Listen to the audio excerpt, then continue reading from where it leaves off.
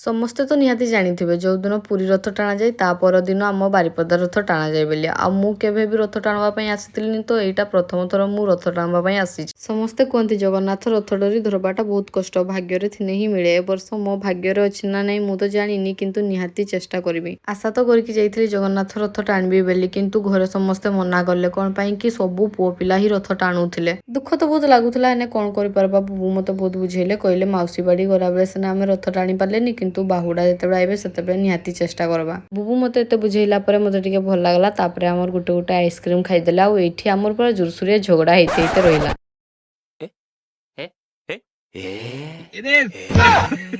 ଘରକୁ ଗଲାବେଳେ ଆମେ ଦୁଇ ଜଣ କଥା ହଉଥିଲେ ଜଗନ୍ନାଥ ଡୋରି ସିନା ଏଇଥର ଧରି ପାରିଲେନି, କିନ୍ତୁ ଆଉ ଥରେ ହାତ ଛଡା କରବାନି।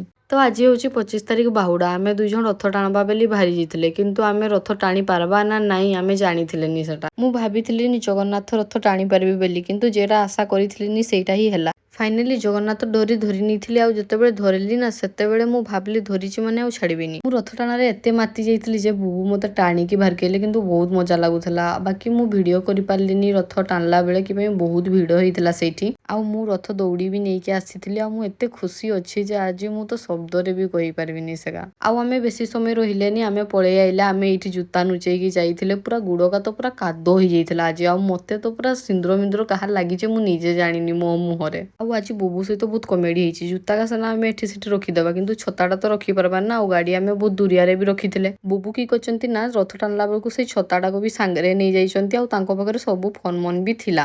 ଆଉ ସେମାନେ ଗୋଟେ ପିଲାଟା ମୁହଁରେ ରଥ ଟାଣିଲା ବେଳକୁ ଛତାଟା ପୁରେଇ ଦେଇଛନ୍ତି। ସେ ପିଲାଟା କହୁଛି ଏ ଭାଇ କିଏ ମୋ ମୁହଁରେ ଛତା ପୁରେଇ ଦେଇଛି, କାହା ଛତା ଏଟା ଜଲ୍ଦି ବାହାର କାଅ। ମତେ ଯେତେବେଳେ କହିଲେ ନା ମୁଁ ଏତେ ହସିଲି ଯେ ହସି ହସି ମୋ ମୁଣ୍ଡ ଖରାପ ହେଇଗଲା ପୁରା। ଏଥର ଫାଷ୍ଟ ଥର ତ ମୁଁ ରଥ ଟାଣିବା ପାଇଁ ଆସିଥିଲି। ଆଉ ଏତେ ମଜା ହେଇଛି, ଆମେ ଦୁଇ ଜଣ ଆଇଲା ପରେ ବି ଏତେ ମଜା ହେଇଛି ଯେ ମତେ ବହୁତ ଏନା ବି ହସ ଲାଗୁଛି ଭାବନେ। ମୋ ଗାଲରେ କିଏ କେଜାଣି ସିନ୍ଦୁର ଲଗେଇ ଦେଇଛି, ପୁରା ଗାଲଟାରେ ଚେନ୍ଦ୍ରି ଯାଇଛି, ନାଲ ନାଲ ଦେଖାଯାଉଛି ମୋ ମୁହଁଟାକୁ। ତ ଦେଖିକି ମତେ ହସ ଲାଗୁଛି ଜୋରସୋରିଆ। ଆମେ ଦିନ ବେଳେ କିଛି ଖାଇକି ଆସିଥିଲେନି ବୋଲି ଆମେ ଟିକେ ମେଳାରେ ଖାଇଥିଲେ। ତ ଆଜିକାର ଭିଡିଓଟା କେମିତି ଲାଗିଛି ନିହାତି ସମସ୍ତେ କମେଣ୍ଟରେ ଜଣେଇବେ। Bye bye.